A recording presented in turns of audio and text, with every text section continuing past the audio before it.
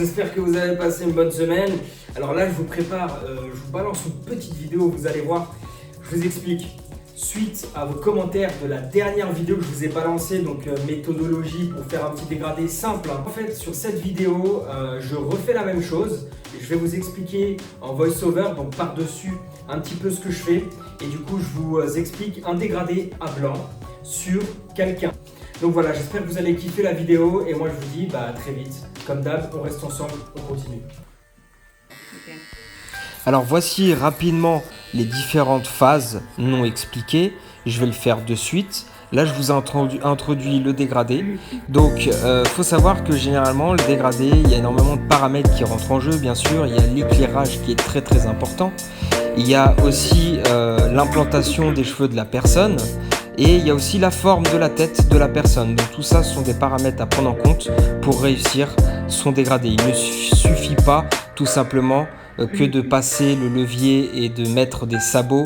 Voilà, le dégradé, c'est ce qu'il y a de plus difficile dans la coiffure et c'est ce qui prend le plus de temps. Donc voilà, alors on commence avec la ligne directrice.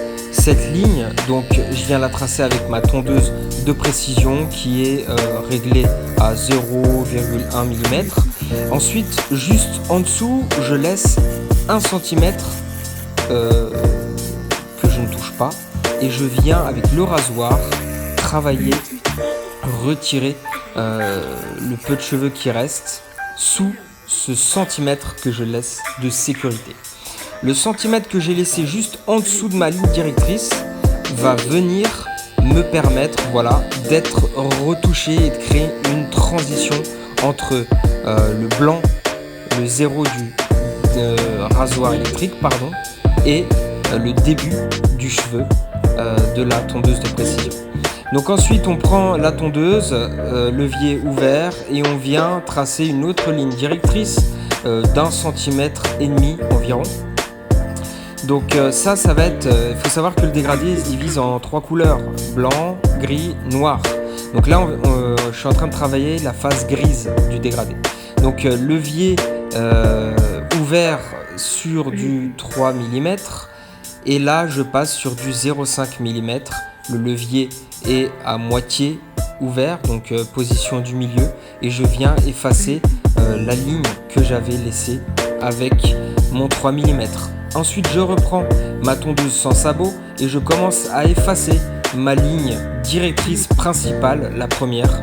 Et pour faire ça, je vais tout simplement jouer avec le levier.